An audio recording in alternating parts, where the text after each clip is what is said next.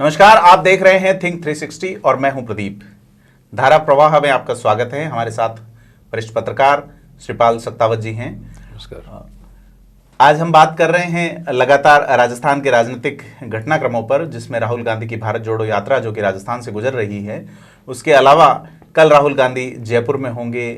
BJP भी एक यात्रा प्रदेश भर में निकाल रही है। इन सारे बिंदुओं पर बात करने के लिए स्टूडियो में सत्तावत साहब से हम बात करेंगे।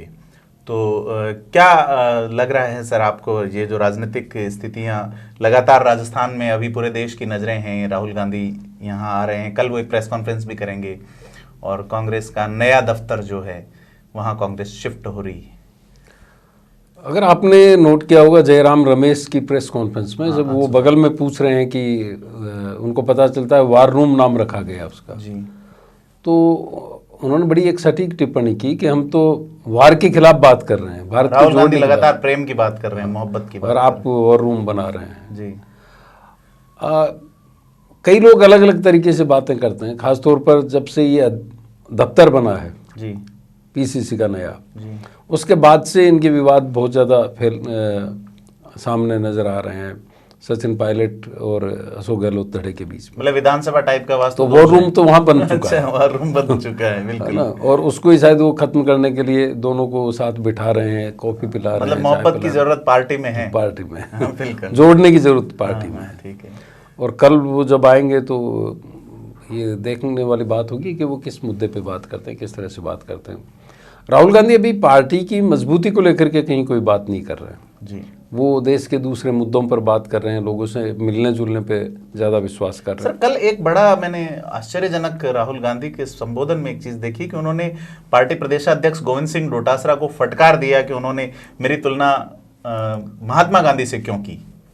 तो इस चीज़ से साबित होता है कि राहुल गांधी की जिस तरह से नेता उनको बहुत ज़्यादा बढ़ा चढ़ा के दिखाने का प्रयास करते हैं कि मैंने भारत के एक पूर्व प्रधानमंत्री चंद्रशेखर की एक लाइन सुनी थी जिसमें वो कहते हैं कि चापलूसी में और प्रशंसा में एक थोड़ा सा ही अंतर होता है। प्रशंसा और कांग्रेस में जो भी लीडरशिप आती है जी, खासतौर पर जब खतरे में होते हैं तो चापलूसी की मुद्रा में। लेकिन राहुल गांधी ने कल जो कड़ा संदेश दिया है कि एक, आप मेरी तुलना इस तरह से मत कीजिए, महात्मा गांधी का अपना स्थान है, और दूसरी उन्होंने जो बहुत मार्के की बात कही कि आप बहुत गिना चुके हैं, नेहरू ने देश के लिए ये किया, इंदिरा ने देश के लिए ये किया, राजीव गांधी जी ने ये किया, उन्होंने किया, अच्छा किया, लेकिन अब हम क्या करेंगे।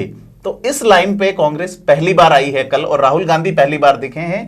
तो मुझे लगता है, इससे लगता है प्रदीप जी कि जो गहलोत साहब का स्पीच है, गहलोत साहब का जो भाषण है, अगर उस आधार पे उनको बदलाव करने पड़े तो 80% तो उनको बदलना ही पड़ेगा। वो हर बार ये कहते हैं बांग्लादेश को बनाया, उन्होंने ये बलिदान दिया, है ना, वो है तो सच, लेकिन अगर उसको राहुल गांधी के हिसाब से बात करें तो गहलोत साहब को तो एक नया स्पीच याद करना पड़ेगा, नए तथ्यों पे बात करनी पड़ेगी जी, बिल्कुल। और राहुल गांधी जो जिस तरह की कांग्रेस चाहते हैं उसमें वो फोरसाइटेड कांग्रेस चाहते हैं। उनको लगता है कि हमें आगे की तरफ देखना चाहिए। और वो देखो विरासत यात्रा को भी सर अपन देखें, ये 100वां दिन है कल यात्रा का, और जैसे बांग्लादेश की बात की तो कल के दिन ही बांग्लादेश बना था 16 दिसंबर को। तो कल गहलोत साहब का स्पीच काम आ सकता है बिल्कुल। तो इस यात्रा में कन्याकुमारी से लेके राजस्थान का दौसा पहुंच चुकी है, लालसोट से आज। मैं आपको एक किस्सा बताना चाहता हूँ। जब मैं नेटवर्क 18 में था जी, तो मुख्यमंत्री की एक सभा थी अलवर जिले में जी, हमने भरतपुर से हमारे एक साथी को वहां पर भेजा जी। थोड़ी देर में पता चला कि गहलोत साहब के नाम से खबर चल रही है कि वो वहां पर पहुंचे और उन्होंने ये कहा। अच्छा। तो हमारे एक साथी नवीन जायसवाल थे, उन्होंने कहा साहब वो तो वहां पहुंचा ही नहीं है, खबर कैसे चल रही है जी। तो खबर चलने की बात आई तो हमने चेक किया, पता चला गहलोत तो नहीं गए जी, अभी तो गहलोत पहुंचे नहीं है। तो वहाँ पे रिपोर्टर से पूछा गया कि आपको गहलोत कहाँ नजर आ गए, जब वहाँ कितनी देर में आएंगे, सब वो टाइम लग रहा, तो फिर ये खबर कैसे चल रही है। तो पता चला कि जो उनके सहयोगी थे उनको लाइनें पहले ही बना करके देके आ गए थे। अच्छा, कि अशोक गहलोत यही अशोक गहलोत, तो उनसे कहा कि उन्होंने कहा सब यही बोलते हैं, वो तो हमेशा हर जगह स्पीच में यही बोलते हैं कि इंदिरा गांधी ने बलिदान दिया, बांग्लादेश बनाया, राजीव गांधी ने बलिदान दिया। उसमें निसंदेह है उनके बलिदान की, उनकी शहादत का उसको याद करना, वो याद। लेकिन आप जो कह रहे हैं कि राहुल गांधी ने अभी ये उनको स्पष्ट निर्देश दे दिए कि अब आपको फोरसाइटेड होना पड़ेगा, अतीत की बातें देखना चाहिए। राहुल गांधी के स्टेप को जैसे मैं ऑब्जर्व कर रहा हूं, चाहे उसका सामाजिक, राजनीतिक और मनोवैज्ञानिक तीनों तरह के विश्लेषण देखें, कन्याकुमारी से लेके अब तक जिन लोगों से राहुल गांधी मिल रहे हैं वो आगे देश कैसे बनेगा, युवाओं से मिल रहे हैं, वो उनसे नहीं मिल रहे हैं कि साहब मैंने इंदिरा गांधी को देखा है, मैं नेहरू जी के समय विधायक था, उन लोगों का हमें कहीं समाचार ज्यादा नहीं मिल रहे हैं। उन लोगों के मिल रहे हैं, रघुराम राजन से मिल रहे हैं, वो देश की अर्थव्यवस्था पे बात कर रहे हैं कि फ्यूचर कैसा होगा हमारे इस देश का। 21वीं सदी के एक बहुत बड़ा पड़ाव हम पार कर चुके हैं, बड़ा वक्त पार कर चुके हैं, और इकोनॉमिक क्राइसिस जो देश में स्थिति बन रही है उसको लेके कल शाम को उनका इंटरव्यू भी आया। तो ये है कि अब आपके पास अगर विजन नहीं है और राहुल गांधी का अगर यही रवैया, यही अंदाज चला, तो विजन नहीं है तो कांग्रेस में राजनीति करना मुश्किल होगा। स्पष्ट कर दिए राहुल गांधी ने, हालांकि जो कांग्रेस जिस स्थिति में पहुंच गई है वहां से निकालना बहुत मुश्किल काम होगा, लेकिन राहुल गांधी एक स्पष्ट संकेत दे रहे हैं कि आपको स्तुति गान से काम नहीं चलेगा जी। आप विरासत के आधार पे लंबे नहीं चल सकते। शहादत से आपके परिवार को रॉयल्टी जो है, रॉयल्टी लंबी नहीं होती बिल्कुल है ना। आप अपनी हेरिटेज या विरासत को या अपने अतीत को याद करके के रोजाना वोट नहीं ले सकते। आपको एक अपना विजन रखना पड़ता है, आपको आगे की योजनाएं बतानी पड़ेगी और देश को ये भरोसा होना चाहिए कि ये चीज़ें बदल सकते हैं जी। तो गहलोत साहब वाले भाषण का तो एक संदर्भ आ गया था, उसको लेकर के कहीं ये सोचने की जरूरत नहीं, क्योंकि वो कांग्रेस की उस लेगेसी से निकले बिल्कुल, जिसमें उनका रिस्पेक्ट है गांधी परिवार के प्रति। वो ये भी बताना चाहते हैं कि सब बीजेपी के बनिस्बत कांग्रेस के बलिदान बढ़े रहे हैं जी, लेकिन राहुल गांधी की यात्रा में कुछ चीजें ऐसी भी हो रही है जो कहीं न कहीं। आज हमने एक वाकया देखा, सुबह हमारे साथी विवेक श्रीवास्तव वहां लगातार मौजूद है, हमें अपडेट कर रहे हैं। सुबह 4:30 बजे पुलिस जो है वो लोगों को यात्रा में जाने से रोक रही है, इवन मीडिया तक को रोका। ये इलाका शुरू हो रहा है सचिन पायलट और पायलट परिवार ने जहां पे लगातार काम किया है दशकों तक। रमा पायलट यहाँ से सांसद रहे हैं, राजेश पायलट जी रहे हैं, और वहां भीड़ को रोकना कि हम राहुल गांधी को आप देख भी नहीं सकते, तो क्या इसके पीछे राजनीतिक? देखिए, भीड़ रोकने का तरीका उन्होंने अलग निकाला। भीड़ रोक नहीं रहे हैं सीधे तौर पे, वो डाइवर्जन दे रहे हैं। अच्छा। और डाइवर्जन में आपको लंबा घूम के आना पड़ेगा, तो इतनी फुर्सत किसी के पास में नहीं है। तो जब लोग देखना चाहते हैं, लोग जुड़ना चाहते हैं, यात्रा को और बड़ी सक्सेस करना चाहते हैं, उस वक्त पुलिस का ये रवैया, और वो भी सुबह 4:30 बजे आप वहां पे बैरिकेडिंग कर रहे हैं, मीडिया तक को रोक रहे हैं, तो इसका मतलब तो ये है कि कहीं न कहीं एक बेचैनी तो है सरकार के खेमे में, कांग्रेस के खेमे में, कि यहाँ पर भीड़ पहले की बनिस्बत ज्यादा नहीं आ जाए जी। बिल्कुल, है ना। और वो ज्यादा आती है तो वो चाहे किसी की वजह से आए, लेकिन वो प्रभाव क्षेत्र दिखता है पायलट का। वहाँ पर पायलट के पिता MP रहे, खुद पायलट की राजनीतिक जमीन बड़ी रही, तो कहीं न कहीं ये एक्सरसाइज तो हर वक्त होती है। और वही अब हो रही है कि राहुल गांधी के यहाँ पे, राहुल गांधी की जो यात्रा है उसमें यहाँ पर जैसे भीड़ झालावाड़ में दिखी, कोटा में दिखी, बूंदी में दिखी, सवाई माधोपुर में दिखी, उससे कहीं ज़्यादा भीड़ नजर नहीं आए, क्योंकि ये बैरिकेडिंग और कहीं नहीं थी। सर, बीजेपी भी जन आक्रोश यात्रा निकाल रही है, तो इन दोनों के इम्पैक्ट क्या कहाँ नजर आते हैं? कांग्रेस की यात्रा, बीजेपी यात्रा पैरेलल है या इनको आप कहीं मिक्सअप करके देखते हैं? देखिए, बीजेपी और कांग्रेस के बीच में डाल डाल और पात पात वाली कहानी चल रही है जी। बीजेपी को ये पता था कि अगर वो कोई एक्टिविटीज नहीं करते हैं इस वक्त, तो फिर पूरा माइलेज भारत जोड़ो यात्रा को मिलेगा जी, है ना। तो उन्होंने वो स्पेस जो था, मीडिया में स्पेस था, उसको कम कर दिया। डेली एक प्रेस कॉन्फ्रेंस कर रहे हैं और वो पूरे चुनावी मोड में आ चुके हैं। बिल्कुल। 200 विधानसभा सीटों पर बड़ी जनसभाएं करने की तैयारी है। 72 बड़े नेताओं को जिम्मेदारी भी दी गई है और सभी केंद्रीय मंत्री और जो बड़े पार्टी के पदाधिकारी हैं, उनके प्रवास के कार्यक्रम तय हो रहे हैं जी।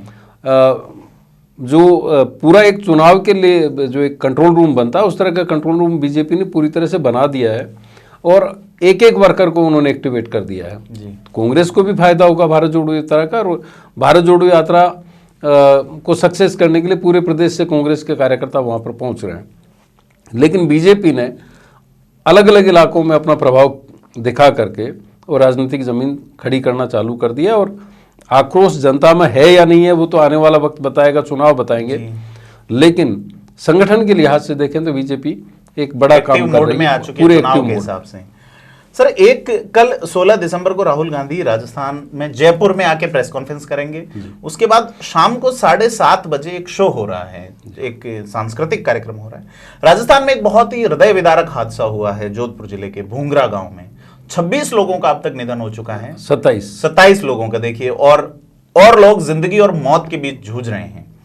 इस बीच में सरकार की ओर से किसी तरह का कोई राहत पैकेज नहीं है और सरकार एक सांस्कृतिक कार्यक्रम कर रही है यह दिखाने के लिए कि हमने क्या क्या किया है।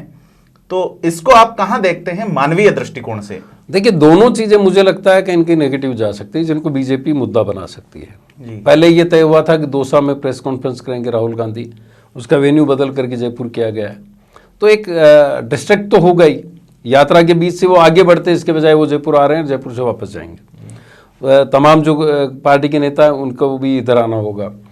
दूसरा, एक ऐसे वक्त में जब इतना बड़ा हादसा हुआ है, उस वक्त इस तरह के सांस्कृतिक आयोजन से तो कम से कम बचा जाना चाहिए था। पता नहीं कौन सलाहकार है या कहीं ये एक तय कर लिया हो, क्योंकि एक शब्द आज विवेक श्रीवास्तव बता रहे थे कि कांग्रेस के एक बड़े नेता ने एक शब्द वहाँ पर आपसी बातचीत में कहा है कि राजस्थान में शीला दीक्षित का इतिहास नहीं दोहराया जाएगा। यानी शीला दीक्षित 15 साल रही सत्ता में, गहलोत साहब 15 साल होने को आए उनको।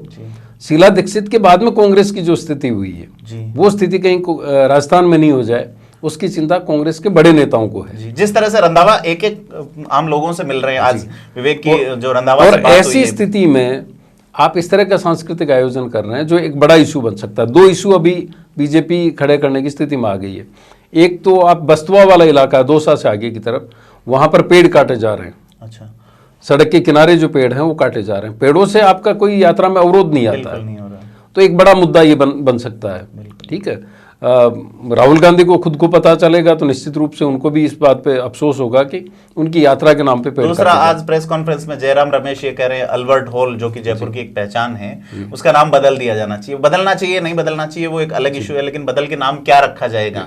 क्योंकि कांग्रेस की ये परिपाटी रही है कि ज्यादातर नाम जो है वो गांधी फैमिली पे रखे जाते रहे हैं, लेकिन खड़गे को अध्यक्ष बना के इन्होंने एक अलग तरह का मैसेज भी देने का कोशिश की है। तो कांग्रेस सरकार अगर नाम बदलती है तो किस तरह का नाम रख सकती है वो? जैसे कि सीपी जोशी चित्तौड़गढ़ के सांसद ने ये कहा है कि महाराणा प्रताप के नाम पे रखा जाए, अलग तरह की मांग। तो देखिए, यहाँ पर अगर जयपुर में जस्टिफाई होता है तो जयपुर के संस्थापक है सवाई जय सिंह, उनके नाम से कोई भी चीज नहीं है। यहाँ पर महाराणा प्रताप के नाम से भी, महाराणा प्रताप एक अगर मेवाड़ में ये होता म्यूजियम तो शायद वहां पे ज्यादा जस्टिफाई होता। हालांकि महाराणा प्रताप के लिए कोई सीमा नहीं है, बिल्कुल असीम। लेकिन चूंकि सवाई जय सिंह ने बड़े काम किए, वो स्थापत्य के लिहाज से माने, इस तरह की कलाओं के संरक्षण के लिहाज से माने, तो एक जस्टिफाइड नाम हुआ है। सर, कांग्रेस के इसमें हो सकता है कांग्रेस मिर्जा इस्माइल के नाम से ये नाम रखना चाहिए, जो प्रधानमंत्री थे, बिल्कुल MI रोड, और बाकायदा ये ट्रेंड भी कर रहा है सोशल मीडिया पे कि मिर्जा इस्माइल के नाम से रखा जाए। MI रोड उनके नाम से है, लेकिन उसका विरोध भी हो रहा है क्योंकि प्रधानमंत्री नीति नियामक नहीं होता था उस वक्त, वो एक एम्प्लॉय होता था, एक उसका परिवार, जनता का चुनाव नहीं होता था, अपॉइंटेड होता। यहाँ के जो सेंटिमेंट्स हैं वो सवाई जय सिंह के साथ जुड़े हुए, तो इस तरह के विरोध भी हो सकते हैं। हालांकि कितना आगे बढ़ेगी कांग्रेस, ये देखने वाली बात है। कांग्रेस के जयराम रमेश का बयान इस कंटेक्स्ट में देखता हूं मैं सर, कि वो ये कह रहे हैं कि एक अंग्रेज जो महारानी विक्टोरिया के पति थे, उनका नाम नहीं रखा जाना चाहिए। तो क्या अंग्रेज भी अब कांग्रेस भी उसी राह पर चल पड़ी है जिस पर भारतीय जनता पार्टी ये कर रही है? कांग्रेस की अगर मान लीजिए महाराष्ट्र में सरकार आती है वापस, तो वो गेटवे ऑफ इंडिया का नाम चेंज करे, क्योंकि वो भी विक्टोरिया टर्मिनस का नाम वैसे बदला जा चुका है बीजेपी के द्वारा ही, लेकिन क्या वो इंडिया गेट का नाम चेंज करेगी क्योंकि वो भी अंग्रेजों ने रखा था, है ना? इस तरह देखिए, कांग्रेस के साथ दिक्कत यही हो रही, कांग्रेस के नेता जो बीजेपी कर रही है उसको फॉलो करने की कोशिश करते हैं। बीजेपी कट्टर हिंदुवाद की बात करते हैं तो ये सॉफ्ट हिंदुत्व पे आ जाते हैं। तो कहीं ऐसा नहीं कि माया मिलन राम वाली स्थिति में कांग्रेस आ जाए। जो बीजेपी कर रही वही अगर आप कर रहे हैं तो आप विरोध किस मुद्दे पे करेंगे? सर, अंतिम बात पे मैं समाप्त करना चाहूंगा, जिसमें राजस्थान के नए प्रभारी सुखजिंदर सिंह रंधावा की हमारे साथी विवेक श्रीवास्तव से लंबी बातचीत हुई है। रंधावा ने यह कहा है अनुशासनहीनता किसी भी सूरत में बर्दाश्त नहीं की जाएगी। चुप रहने के लिए कहा गया था, बयान नहीं देने के लिए कहा गया था, बयान दिए जा रहे हैं, प्लांट करवाए जा रहे हैं मीडिया में, और उन्होंने कड़े शब्दों में कहा है कि मैं बिना रीढ़ का नेता नहीं हूं और पार्टी की रीढ़ सुधारने यहां आया हूं। स्पाइन शब्द का इस्तेमाल, इसका मतलब उनको भी लग रहा है कि पार्टी की रीढ़ कहीं न कहीं कमजोर है और कांग्रेस को ऐसे ही असरदार सरदार की जरूरत है जी, जो असर दिखा सके। बिल्कुल। क्योंकि जिस लेवल पर यहाँ पर कन्फ्रंटेशन है, जिस तरह से एक दूसरे को डैमेज करने की राजनीति चल रही है, उसमें देखने वाली बात होगी कि रंधावा कितने असरदार साबित होते हैं जी। लेकिन सरदार तो कांग्रेस को भी इसी तरह का चाहिए। तो ये थे हमारे साथ श्रीपाल सत्तावत जी। हमने बात की राजस्थान में चल रहे राजनीतिक घटनाक्रमों की। लगातार हम आपसे रूबरू होते रहेंगे, जुड़ते रहेंगे। तब तक के लिए लाइक, शेयर और सब्सक्राइब करें थिंक 360 को।